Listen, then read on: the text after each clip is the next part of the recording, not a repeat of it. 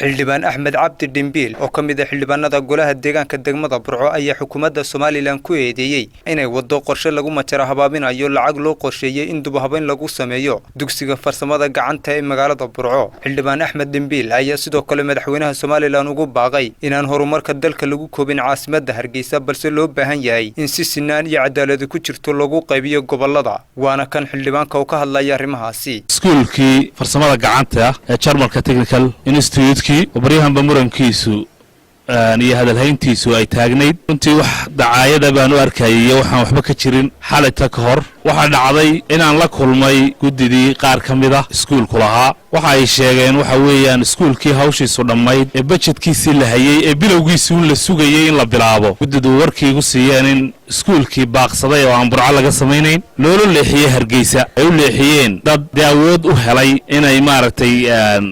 leexsadaan arrintaasi waa arrin jirta oo xaqiiqo ah ragii dawladda u hadlayna si indheska rida ama aad malaynayso ma xoglaawo mayaal ma ahayne si reer Hargeysanimo ah inay u hadlayeen oo ay dadayeen arrinta iskuulkaas budgetkiisa Burco lahayd loo soo diyaariyay Jarmalka inaga caawiyay tiraba ilaa 14 jeer bay yimaadeen muddo badan bay wixii soo dhadhameeyay lacagtii way nagu wareejiyeen waata ay dhacday in la yiri Hargeysa Burco laga dhismaayo Hargeysa laga dhisaya markii dambana waxa ku marmarsiyoonayeen inanka agaasimaha hadlayo waa laba oo halkan mid laga bilaabaya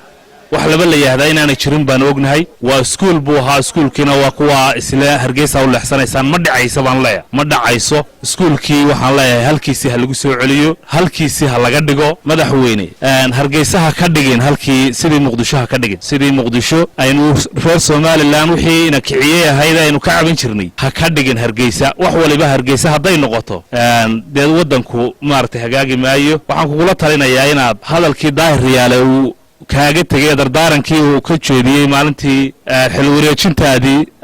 talada dalka la wareegtay ina dhicin buu yiri dad shaarkaaga u soo gashada dalkan oo yiraahdo madaxweynaha wakiilkana waxay muuqataa dadka lagu xamanaya inay dad kaag dhow yihiin in dad maaragtay jira ay yihiin oo harana cadaalad darro hore loogu tuhmaayay Cabdicasiis Samaale ayaa kamid ah Cabdicasiis Samaale arrimaha ragga ka shaqeeya ka ololeeyay ee doonaya iskuulkaas inuu Hargeysa ka furmo waxaan leeyahay yeyna dhicin madaxweyne imkana waa gacantaada midowga wala taliyaashaadu ku jira arrinta adiga bulshadu ka warsugaysaa inaad talaabadeeda qaado go'aan ka soo saarto in iskuulka halkiisii loo daayo Hargeysana hadii mid loo raadsanayo hadii uu kala baajiraba laga dhiso laakiin halka laga bilaabaya Burco ay noqon maysa Hargeysa wax walbana Hargeysa looma daba fadhiisan doono wadankana balance garay baan ku leeyahay gudida mashaariicda balance garaysa oo gobolada dalka ku cadaalad sameeysa oo magacow taas samee baan ku leeyahay dawladnimada qudheedan leen hal la qaybiyo wasaaradaha qaar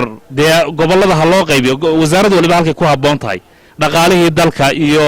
mashaariicdii dalka dhammaan Hargeysa iyo inta nawaaxigeedu baa lagu fuliyay maartay laga qabtaa arintaasna arin loo dul qaadan karayo madaxweyne maaha mana qaadanayno mana liqayno waxaan leenahay arintaas waa in jawaab cad laga helo dugsiga farsamada gacanta ee magaalada Burco ayaa muddooyinkii u dambeeyay waxa soo baxayay warar iskhilaafsan oo sheegaya in lacag loo qorsheeyay horumarkiisa mid cusub looga dhisayo magaalada Hargeysa dugsigana waa dugsiga kaliya lagu barto farsamada gacanta ee ku yaala Soomaaliland Cabdiraxmaan Trike telefishinka Horyaal magaalada Burco.